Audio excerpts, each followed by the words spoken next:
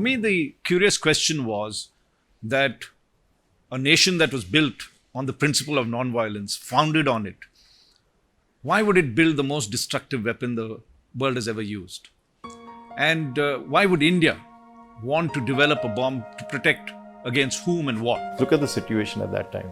The Soviet Union had dissolved, right? Afghanistan was a bit of a mess because the US was facing problems of terrorism and so on and so forth. Gulf War had just ended, the first Gulf War. America had come and asserted its power in the Middle East. All the Middle Eastern countries, Gulf countries were with America. Russians let them do what they were doing. Russia, which was traditionally India's ally, Russia was becoming much weaker after the changeover there and the decline of the Communist Party, Communist rule. So India was a bit friendless at that point. So even globally things were not good, and Pakistan was really upping the pressure because they thought that was a time to make a push on Kashmir. Kashmir was still considered by the US as a problem in which we had to address. So they would put pressure on us, for instance, to do things on the human rights front and to talk to Pakistan and so on and so forth. And they felt that India still had not acquired the stature and the diplomatic clout to deal with the subcontinent. America could no more certify that Pakistan was not on its way to making a bomb. Now that meant that the US president couldn't, sanctions had to be levied. So we knew now that Pakistan was close to making a nuclear bomb. And it was doing it clandestinely, sort of internationally illegal way. So we are faced with an established nuclear power to the north, China, and to the west, a new country with whom our relationships have always been difficult, moving into developing a nuclear weapon. Though we were in the process of development and we had done our 1974 tests, we had really not built a weapon that could be delivered safely across to an enemy if he wanted to strike it. So we were in fact in a very vulnerable position at that time. He inherited this state of security crisis because Punjab and Kashmir situations were at their worst ever. 91-92 Kashmir was a complete mess, and 1991 Punjab was a complete mess. In 1991, 6,500 people were killed in Punjab. People have forgotten that, but that's what happened in our lifetimes. तो मैं आपको बताना चाहता हूँ कि हमारे देश की सुरक्षा के लिए हम किसी भी प्रकार की कमी नहीं करेंगे. जो भी जरूरत होगी हमारा पूरी तैयारी हम रखेंगे, और हमको कोई दूसरे देश की जमीन नहीं चाहिए. लेकिन हमारी जमीन पे अगर कोई आएगा, हमारे देश पर कोई आंख बताएगा, कोई हमारा नुकसान करना चाहेगा, तो उसको अच्छी तरह से जवाब देंगे. इस हद तक तो आप बिल्कुल निश्चिंत रहिए, ये मैं आपको बताना चाहता हूँ. Very firm. He was very firm to the extent of being too firm. He brought down the full might of the Indian state on those groups. He gave a carte blanche to armed forces. Many excesses were conducted as well, but he allowed dirty tricks. He allowed what is called as organized killings or cold killings. He allowed the raising of militias, of vigilantes in Kashmir in particular. Terrorists would surrender and then start working with the armed forces, but who would also give them weapons. So this stuff went on, and Punjab and Kashmir sort of began to turn around in a year. Globally, he understood India's limitations. George W. Bush Sr., the first thing he told when he met Mr. Narasimha Rao was that we must do something about nuclear security and ensuring that they shouldn't, India and Pakistan shouldn't end up in a nuclear war. And so the first thing that Mr. Bush pushed just before he laid down office was that we should have what is called a regional disarmament program, which was, let's have China, Pakistan and India discuss whether they should keep nuclear weapons for the region. And this was in keeping with the fact that Latin America had, they wanted Latin America to take out their weapons, Africa to be nuclear weapons free. Mr. Narasimha Rao was not very happy with that position. So what he did was that he decided that he said that this is not going to get the kind of results that would happen. So let us do something on a global front. So instead of having a regional disarmament, he said he agreed to have what is called a Comprehensive Test Ban Treaty, the CTBT as it's called. So that even the developed nations are showing some inclination that they don't want to test or develop nuclear weapons. They believe that this thing would take a little time to move forward on. It wasn't going to be that easy to get it. He thought, by the time the world agrees to stop testing of nuclear weapons, that will take many years. So he essentially bought time for India without fear, because we were very vulnerable to American pressure at that time. There was always pressure by the Americans. There was I'm telling you, even in the case of the missiles on Agni, Prithvi, please don't deploy. Oh, you have tested, now don't deploy them, and so on and so forth. I mean, these were things that the Americans did routinely because they honestly did not realize, or perhaps they thought, that India is not strong enough to be a capable and a stabilizing factor in the region. So quietly these things were going in the backdrop. The entire thing began to hasten in when President Clinton came to power, and he talked of a program that talked of cut, roll back, and eliminate nuclear weapons. And he sent the famous Mr. Strobe Talbot to come and discuss these things. I remember very clearly Mr. Strobe Talbot he was at that time the Deputy Secretary of State, and spoke to Mr. Rao confidentially about their fears of our Prithvi missiles, our Agni missiles, the deployment of these missiles, and the arms race it might generate. There is simultaneously something called the Nuclear Non-Proliferation Treaty.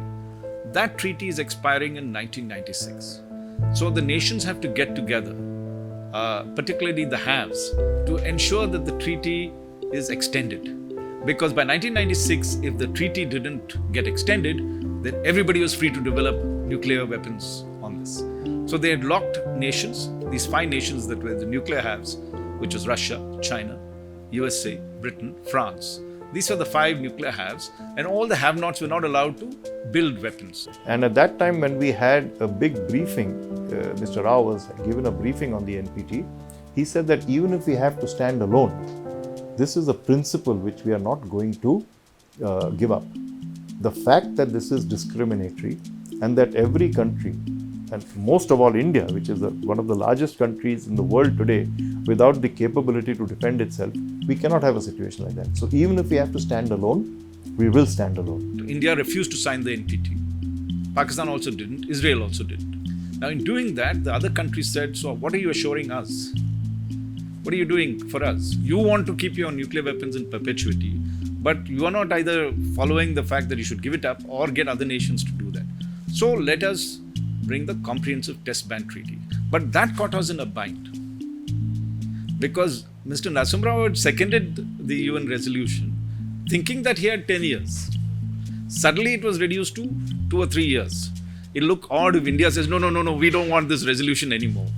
So he told the scientists that we must now proceed in terms of a test. So then what happened was that a separate committee was set up to supervise the entire testing program. If you wanted to do a test within a 10-day window, they should be able to do it.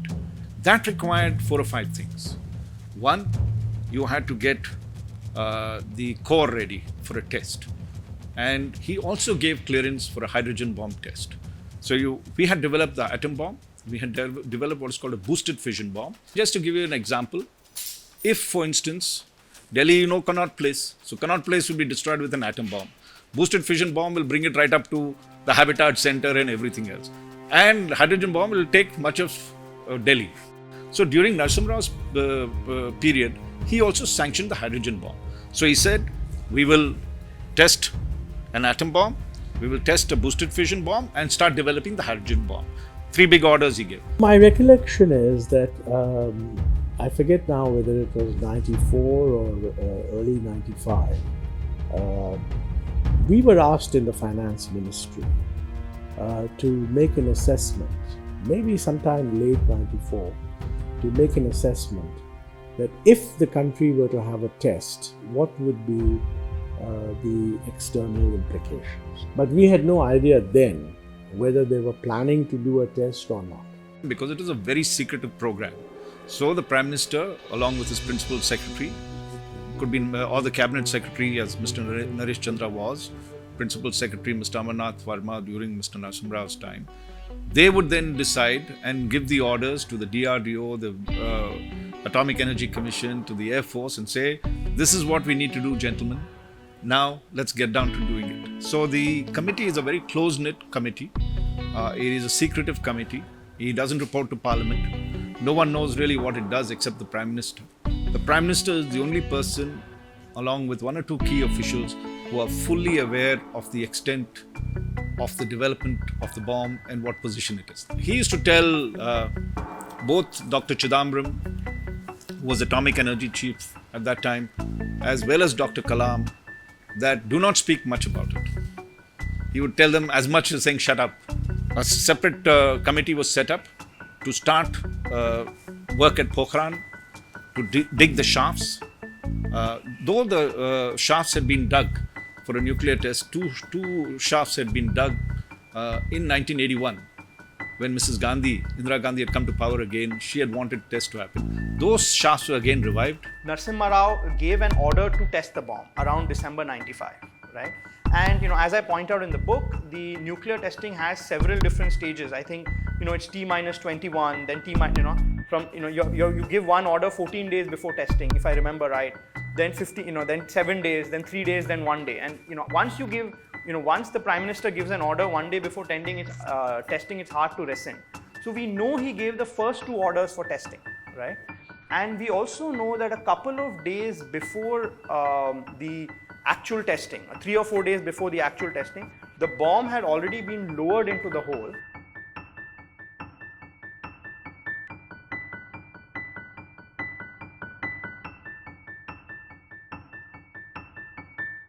When the American ambassador brought the pictures, their own satellite pictures of this blast site, of being cleaned and being prepared to the Prime Minister's office, A.N. Verma refused to see them in the American ambassador's hands. He said, I don't understand these pictures. Give them to me, I will check. Knowing that American ambassador will never hand them over to him. Mr. Verma then goes up to speak to Mr. Rao to inform him that Frank Wisner, who was the US ambassador at that time, was there. And Mr. Rao tells Mr. Verma, reportedly says, these are all conversations that I picked up after research, says, tell the ambassador to tell his president that I keep my word. Now, I keep my word is a very mysterious sentence. What was his word? Narasimha Rao gave an order to cancel the testing. We know this, right? The evidence is very clear. I've both read and seen enough to know that this is the fact. The question is, why did he do it, right? That he wanted to test to begin with is pretty clear, because India had the capability and he wanted to send a signal to the world, right? The reason where the puzzle is why did Narasimha Rao at the last minute stop testing? Was his word that he would never do a test when he was Prime Minister? That was the big controversy. Was his word that he would not do a test till the NPT was signed or just before it was signed? Was that a commitment? Was that he succumbed to CIA pressure or American pressure after seeing the photographs and didn't do a test? Was he so scared of doing a test in the first place that he very easily buckled under? Everybody knew that when India tests, there will be heavy consequences. There will be sanctions, there will be other issues. Look, there will be a negative external reaction. And we had just about recovered from the crisis. So we certainly didn't say that, the negative reaction would be so strong that is not worth testing. And I'm sure he was a shrewd person, and he would have made, I don't believe the sanctions is what would have stopped him. In an interview to one of the television channels, I think it was to Shekhar Gupta. When I keep asking him to tell me more about why he aborted those nuclear tests, he said, if there's anyone who came closest to the answer of what I did was Raj Chengappa. Now that is a backhanded compliment, which means I still don't know everything that was there on this matter. And finally, sitting there, he pats his belly and he says, "Bhai, kuch to mere saath chita mein jaane do." My sense is, and I think all the evidence points towards this, but I'm not 100% sure, that Narasimha Rao had no intention in testing. So one theory, it went with Rao in his belly, but one theory which I tend to believe is more that he played a game. First, let me just tell you the facts that we know, and then what we can speculate, right? The first fact that we know is that by around mid to late 95, India had the ability to explode a normal fission bomb, a nuclear bomb. We had the ability, right? It's also clear that we did not have the ability to explode a hydrogen bomb, right? We did not have it. And it's also pretty clear that India would not have two chances to explode weapons. You will only be able to test once, not twice. Because once you test and all sanctions come, then you deal with them. You can't test again 2 years later, 3 years later, 5 years later. So logically, Narasimha Rao would not have wanted to test once now, which is December 95, and then wait to test in a year or so later when a hydrogen bomb was ready. But he wanted to send a very clear signal to the West that India has the ability. So he gave the order for testing. There was a cleaning of the tunnels, etc., and there was enough activity to suggest that there was going to be testing. And he, and I suspect people close to him like Naresh Chandra, again I don't have evidence for that, deliberately leaked the information, right? They deliberately made it, available to America, so that then the New York Times would write about it, Bill Clinton would put pressure, and Narasimha Rao would say, look, I have the ability, I was going to test, but I'm not doing it. At least that is a theory that I believe. And he played this sort of a diabolical game with the Americans. And in doing so, he achieved both things. He was able to signal to the West that India is nuclear capable, while not inviting the sanctions that would come with an actual nuclear test. He didn't want to test early because he didn't want to jeopardize the NPT. And that was a commitment, in some senses, a silent commitment he made to the Western countries, including President Clinton. We needed the nuclear non-proliferation treaty as much as any other country. Without it, every other country could develop bombs. We also want a nuclear order. Now, if India tested at that particular time, many nations would not have signed the NPT. And I think that by about April 96, about 5-6 months later, the hydrogen bomb was ready and he was serious about testing. By the time the thermonuclear weapon was ready, it was too late. The election was more or less going on. And testing at that point would be, it would be like going to the public, making this into an election campaign. And Narasimha Rao decided not to test, right? Because he felt he didn't have the mandate, which again is an act of patriotism, right? A lot of other prime ministers, even if they don't have the mandate, they'll say, go ahead and test, right? Mr. Narasimha Rao was never a triumphalist. He would never talk about I. He would never talk about successes I've accomplished, the great changes I brought about. He wouldn't brag. He didn't market himself. He didn't brand himself. He didn't say that, I'm the one who brought in this. He was always low-key about it. Because as a personality, he was a man of humility and he was a man of team spirit. Not only within his cabinet and within his party, but also across the parties in the whole parliament in the country. His language is us, we, together. You come across a lot of politicians these days who would say that, I invented this, I brought this, I initiated that, I was the one who did this, I laid this road, I did that bridge, I brought the cell phone, I brought the computer, I am somebody. There are many people who do very little and who brag about it as if, they invented the universe, they invented the country, they invented the economic reform, they invented economic growth. That is the hallmark of not a good leader, it's a hallmark of a weak and very, very shallow leader. Mr. Narasimha Rao was a very deep and strong man. He was essentially a doer and a quiet doer. He could have been much more vocal about, what he attempted to do and what it would mean for India.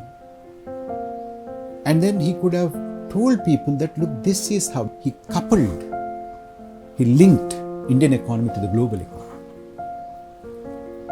And somehow he fought shy of saying it. As Mr. Rao himself said, we didn't let people know what we have done.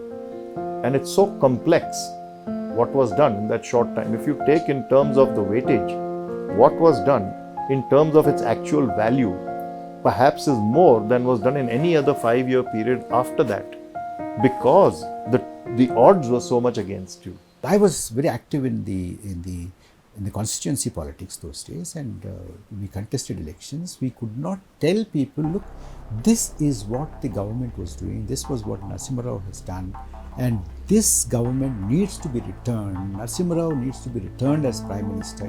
He didn't have the mass following. Mr. Narasimha Rao was never a mass leader. He was not the kind of mass leader that Mrs. Gandhi was. He was tremendous in terms of language, command of language.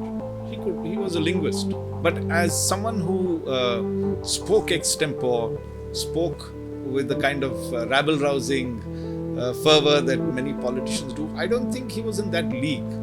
See, there are some people who are great and wise administrators, thinkers, philosophers. If power is given to them, they would use it very wisely. Mr. Narasimha Rao more than amply proved it. When you had discussions with Mr. Rao, even on the flight that I went with him once when he started his campaign, he was always very thoughtful.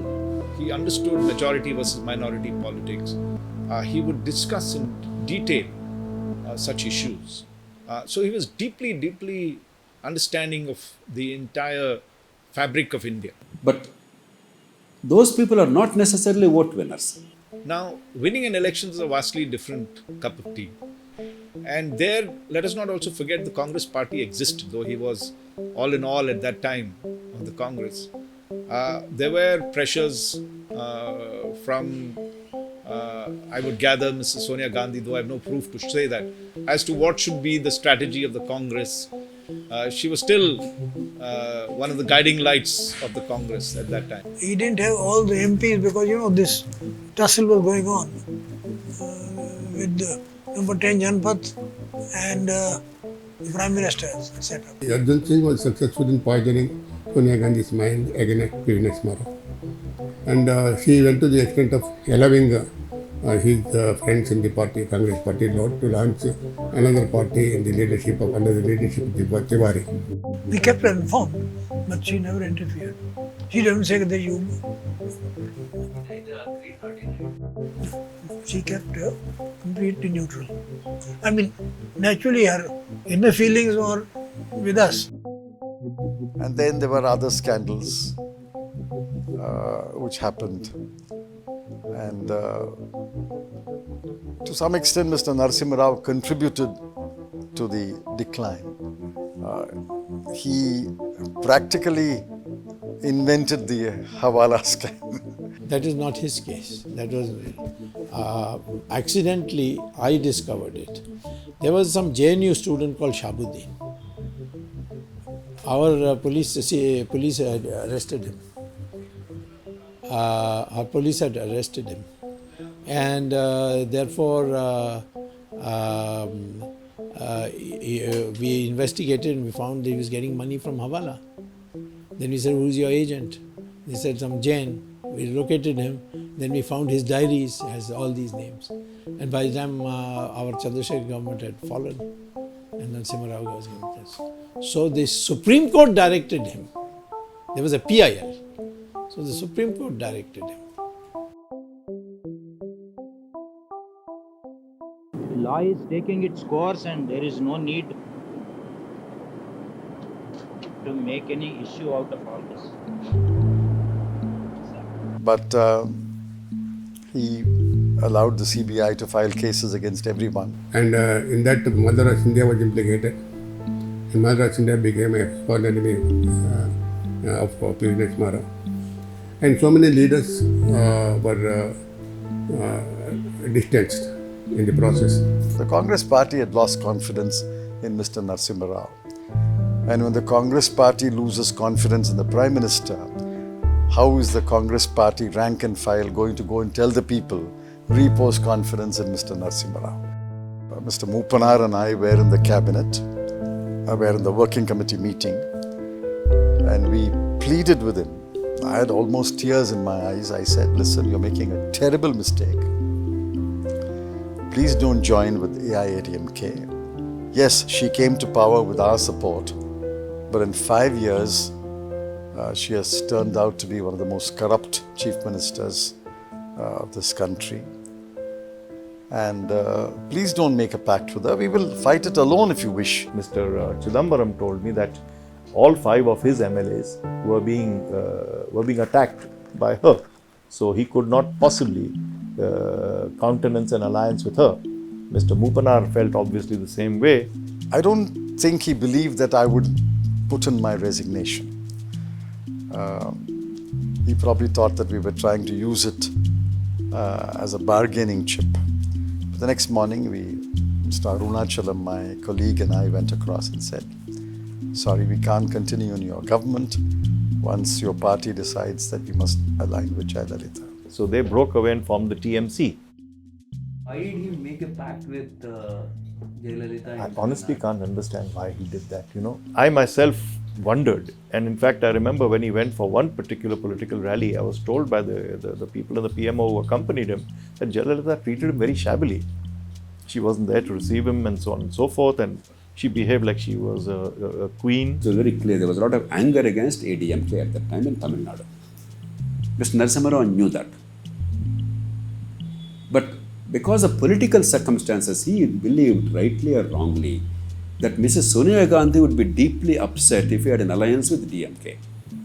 Because there was a general perception that Mr. Rajiv Gandhi's assassination, the former Prime Minister's brutal, heinous assassination by LTTE, in some way or other, DMK's approach, I'm not saying DMK was directly guilty, but DMK's approach to LTTE and separatist movement in Sri Lanka and the support they provided directly or indirectly to LTTE was instrumental in creating the conditions for that brutal murder. And therefore, if the Congress aligned with a party that was perceived to be, in some ways, sympathetic to the killers of Rajiv Gandhi, it may not go well down within the party itself, apart from the Gandhi family. But later, the same Sonia Gandhi, she embraced DMK. He should have probably talked to Mrs. Sonia Gandhi, persuaded her, and had an alliance with DMK. That would have changed the whole equation.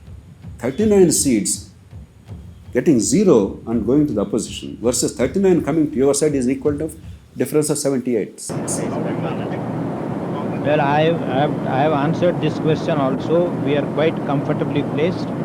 We will have a comfortable majority so as to form the government.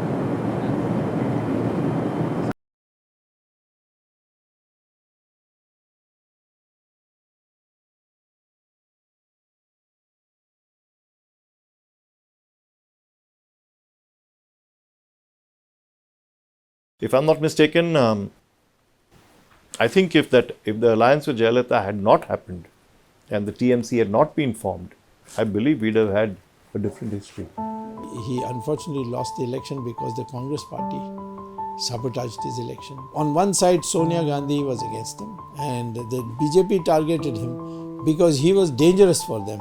He was a Paka Hindu. He is doing economic reforms.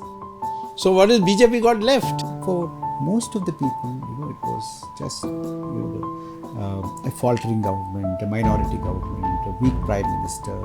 These were the kind of columns people used to write about in those days. The impression was created he only worked for the rich people. Well, it takes time for economic reform to show results and for those results to percolate down. Because some people can benefit immediately from economic reforms, but many people then see the gap between them and the rest increasing. Those days, for some reason, people like us, we were not able to convince the general electorate, the common person, who was ultimately the biggest beneficiary of all this, that look, all this happened because of these reforms and this is going to transform your life, and it has transformed your life. To say it will all filter down will take 10 years, and it did take 10 years. So more people become unhappy when an economy sees rapid growth. Many people believed that he could have got away with all this, the problems that the economy with Babri Masjid, if he just did a test. And that would have been a huge political test. He would have become immensely popular because of that. So at one stage when Dr. Kalam reportedly have told Mr. Narasimha Rao, when they were debating a test, sir, it'll help you politically. He said, you keep off politics. You're a scientist. I will decide what is good or bad for you. He was going in for an election. He felt that if there was a test done just before he went, then the next government need not be his, would face the consequences of that. It may not be a strong government that would come into power. And whatever they did just for this thing would be undone. When the new Prime Minister Vajpayee comes, Narasimha Rao goes and sees him along with other nuclear scientists and tells him famously, Samagri taiyar hai. He looked far ahead, and he was also, in many senses, a statesman. So in the nuclear question, he was statesman-like. Of course, Mr. Vajpayee lost a vote of confidence within 13 days. And then you had a united front government. Now, they didn't test. I have no idea whether they wanted to test or didn't test or whatever. But as soon as Mr. Vajpayee came back in 1998, he tested. Mr. Vajpayee does it within 3 months of him coming to power. That's not possible unless someone had built the backdrop to that. But at the time when the election was just announced, the benefit of that was taken by the BJP government. And I think Vajpayee ji actually said so. You know, he more or less said that, I think probably a couple of days after P.V. Narasimha Rao passed away, he said the real father of all this is Narasimha Rao, but I've got the benefit. So his work is silent and quiet. Mr. Vajpayee is known for exploding the bomb, but Mr. Rao is known for the development, the final development of the nuclear weapons state that India has. So I think that is Narasimha Rao's finest hour, you know, and his ability to understand international politics and play a game at this level speaks to his talent. The qualities required to win vote in India, sadly, are not necessarily the qualities that are required to govern well. Oftentimes, very rarely they are together. Oftentimes they are completely delinked. That is the tragedy of India. The economy was liberalized, bureaucracy was cut down, entrepreneurship. Now, the kind of entrepreneurship that you see around the country, the seeds were sown by Narasimha. He thought, he expected that these policies will be rewarded, these policies will be appreciated, and these policies would give another term for the Congress party and for his government. I think he was deeply disappointed when the country did not reward these. It could be so many other reasons, but that I think he really felt very bad, deeply disappointed.